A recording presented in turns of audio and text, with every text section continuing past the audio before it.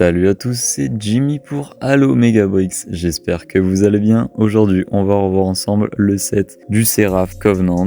Donc voilà, on va essayer de revoir ensemble son fonctionnement, ses caractéristiques et où est-ce qu'on le voit un petit peu apparaître dans le jeu. Voilà, je vous souhaite une très bonne vidéo. Alors, au niveau de la notice de ce set, donc on est sur le set 97015, donc le Seraph Covenant de Mega Bloks, sorti en 2012, comptant 566 pièces. Donc une couverture assez sympa qui donne envie. Au niveau de l'arrière de cette notice, donc on a le récap du set avec la petite histoire qu'ils mettent maintenant et le récap des personnages. Donc au niveau des figurines de ce set, on a 3 figurines sur ce set. La première est un élite de combat que je trouve vraiment cool. C'est les nouveaux élites qu'ils ont fait, qui changent et qui, je trouve, ressemblent vraiment à ceux qu'on voit dans le jeu, surtout Halo 2, vraiment. Franchement, c'est des élites magnifiques avec beaucoup de détails, j'adore. Ensuite, on a un magnifique élite général doré.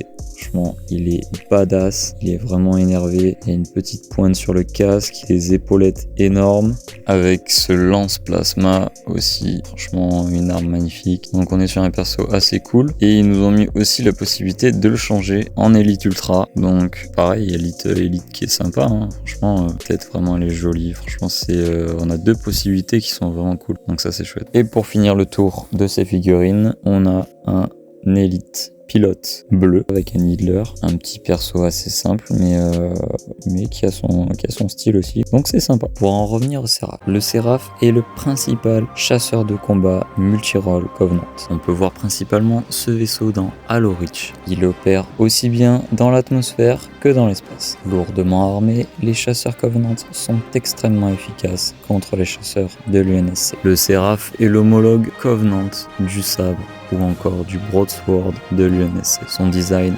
aérodynamique est conçu pour avoir un rendu idéal lors des combats. Il peut également servir de vaisseau d'escorte pour les vaisseaux amiraux ou les flottes Covenant. L'unique pilote de ce vaisseau utilise un lien neural sans filtre ni sécurité, causant une grande douleur pour celui-ci, mais permettant un contrôle total du vaisseau. Ce chasseur Covenant est équipé d'un bouclier énergétique et d'une lourde puissance de feu.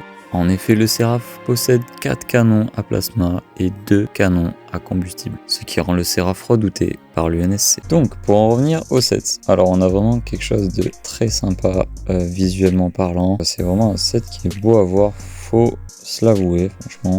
Donc voilà, au niveau des canons, donc on a les canons à combustible et les canons à plasma. Donc vraiment un vaisseau qui est équipé en conséquence. On a une finition qui est magnifique avec les petites ailes à l'arrière en pointe comme ça, les petits reliefs des pièces, vraiment c'est vraiment cool. Au niveau de l'arrière, donc on a le réacteur qui permet et qui donne toute la puissance à ce vaisseau. Les petites pièces qui viennent par-dessus qui le recouvrent. Voilà, c'est vraiment quelque chose de cool. Au niveau du cockpit, donc on a quelque chose de plutôt sympa. Donc on a le cockpit qui est maintenu par un crochet, donc ça c'est assez cool. L'intérieur donc avec un petit siège, le petit poste de pilotage et les 2 petites poignées, donc ça c'est vraiment sympa. Ensuite au niveau des contrastes, c'est vraiment cool, ils ont joué sur le rouge, le gris et le violet, ça franchement j'adore, il est magnifique. On est quand même sur un vaisseau qui est relativement plat, mais ils ont quand même réussi à donner un maximum de relief et c'est vraiment magnifique. Donc voilà, on a des petites pièces en relief sur la porte du cockpit, plein d'autocollants, c'est vraiment cool. On est sur un vaisseau Covenant, donc il est bien éclairé. Au niveau du dessous, donc voilà, quelque chose d'assez sympa. Ils nous ont mis des petites sortes d'ailerons qui sont assez appréciables. Même le dessous, il est relativement propre. Et on a même un petit renfoncement pour venir placer la pièce qui permet de le tenir, on va dire, sur un socle. Donc socle qui a été soigné de détails, voilà, un tube transparent avec des poids lisses. On a 4 petites attaches où vient se poser le Seraph. C'est vraiment cool sur ce petit socle noir. Franchement, quelque chose de plutôt propre, il faut le dire. Hein. Moi, je valide complètement le choix.